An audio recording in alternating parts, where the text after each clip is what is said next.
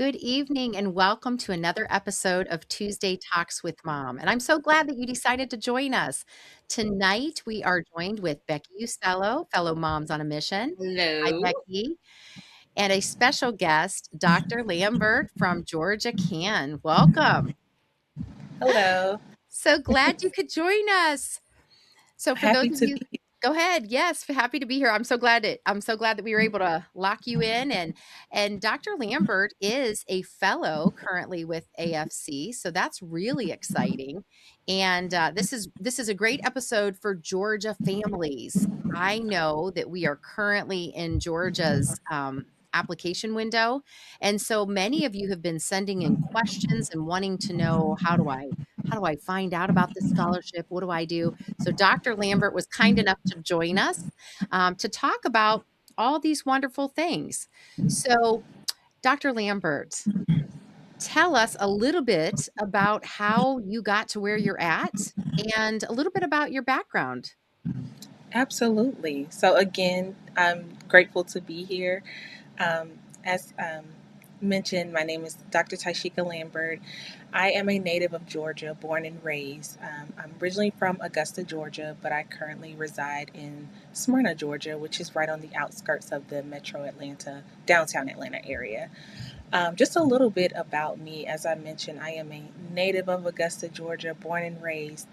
School choice is what got me to where I am today. I always say I didn't know what an advocate was, but my mom definitely did, and she advocated for myself and my brother. And so with that, I was able to go through magnet program, the IB program, landed, good education after high school.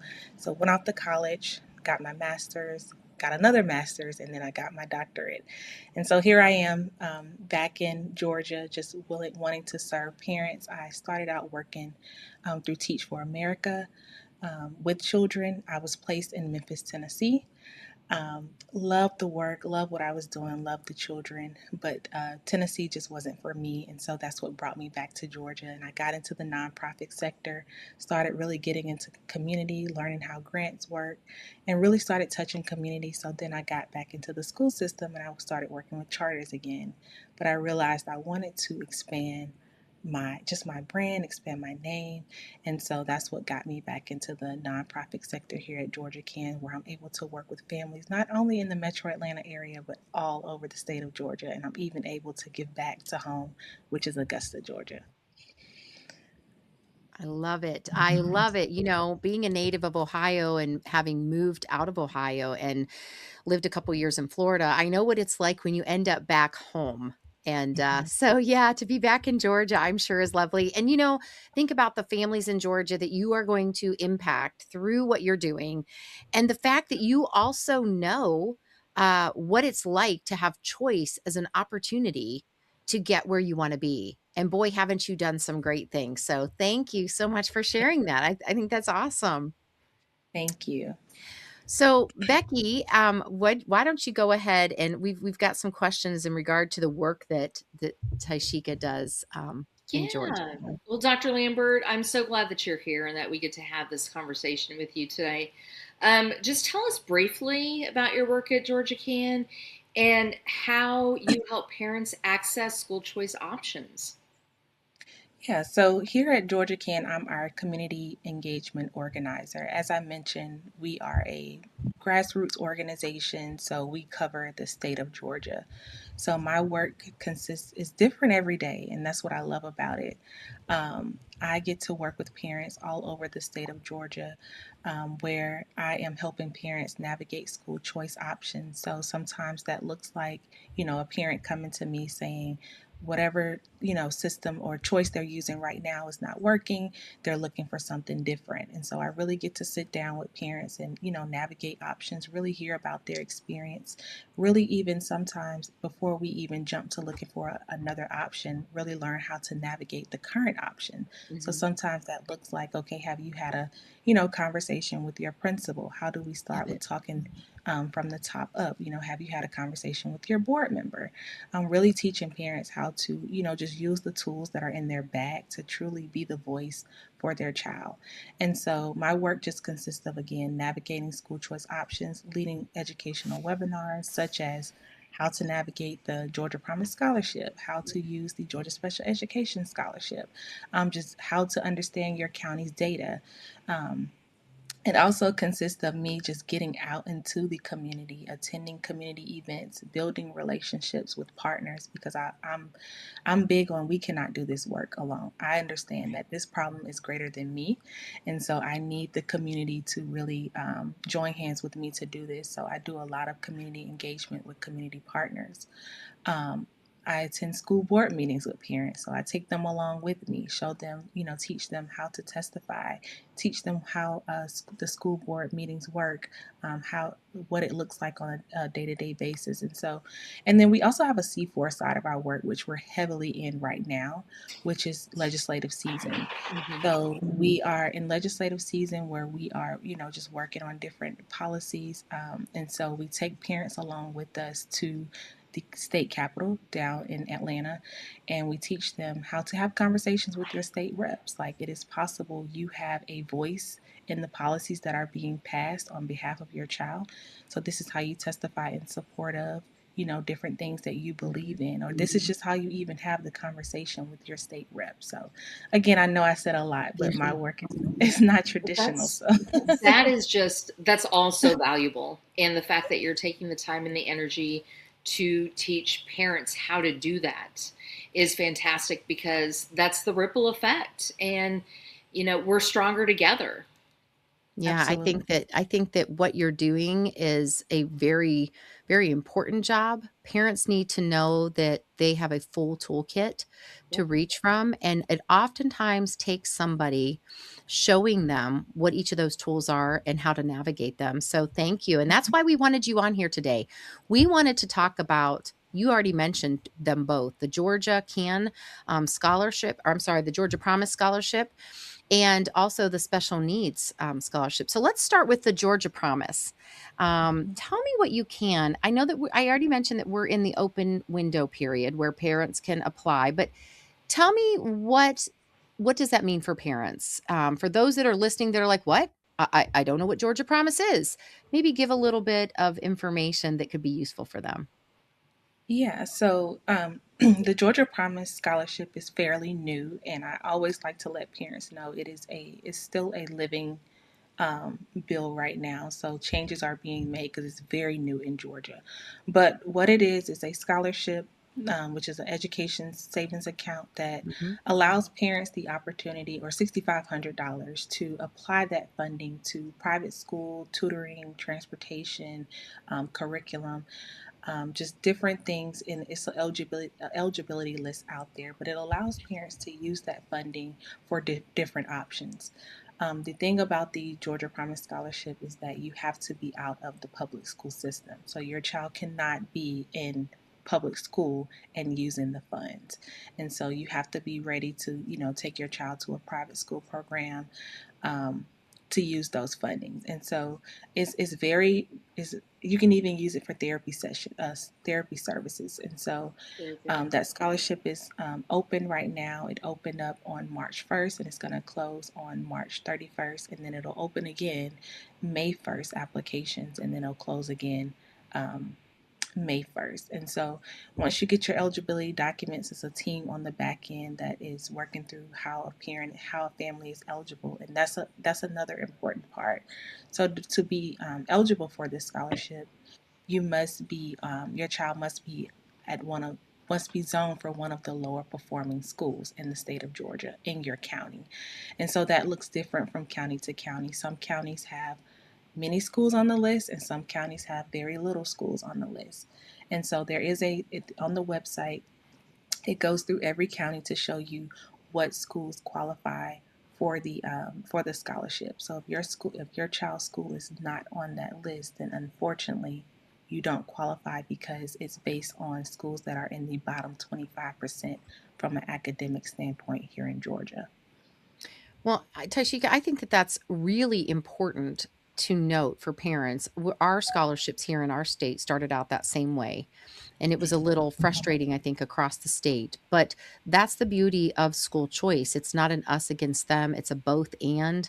The goal is to rise students up to have access, specifically the underperforming schools, specifically the lower income families, the middle income families, to really just, and really everybody, we want everyone to learn, but also to realize that if your school is not on there, some of those tools that you mentioned can become very useful. So parents should not lose heart that if your school is still a decently performing school, you can become involved to Right. help make your school a better school and to help Mhm. make them better performing. And I think that sometimes we miss that piece, the parental involvement and going to the school board meetings and attending things. So I think that some of the things that you've mentioned already, so that nobody feels left out, you can still get engaged. And Dr. Lambert is here to be available to help with Yeah, that.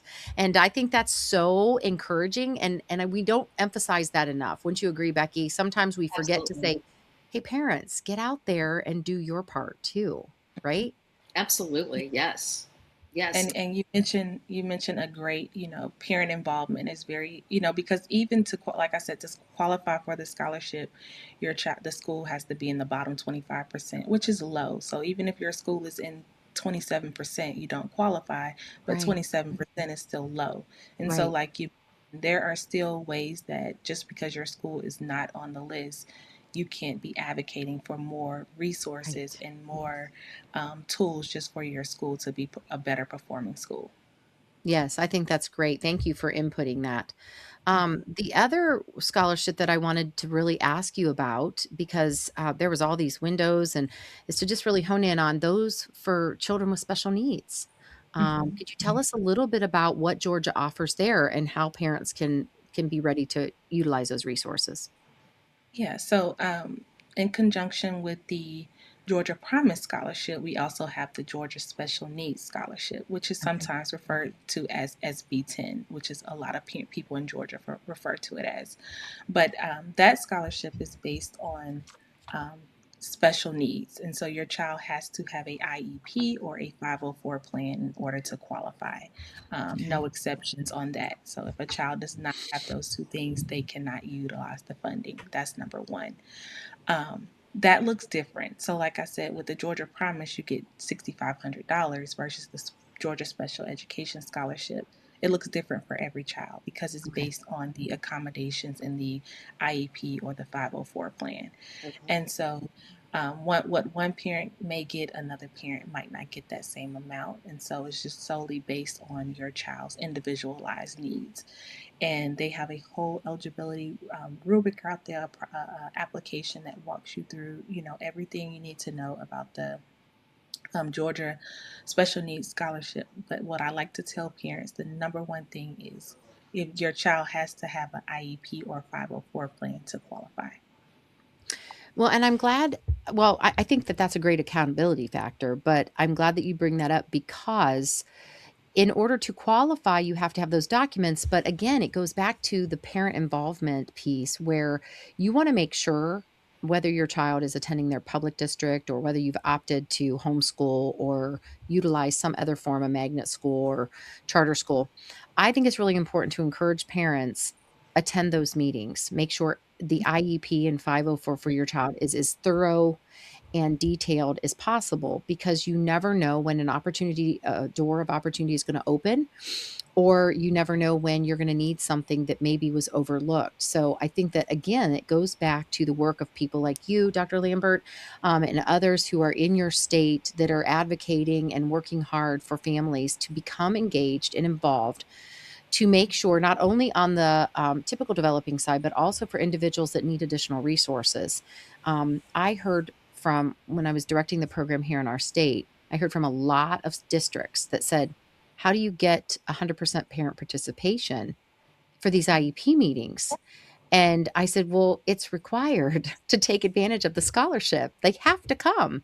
And I said, I know that for some reason in the public sector, that's not necessarily the case, the requirement. But I think if you partner with one another, Becky, as being a former Yep. teacher, Yep. And Dr. Lambert, I think you could attest to it. If you partner with the families, that you can increase the participation rate, and that participation rate alone yields better results for students and Absolutely. the resource providers as well, correct? Correct.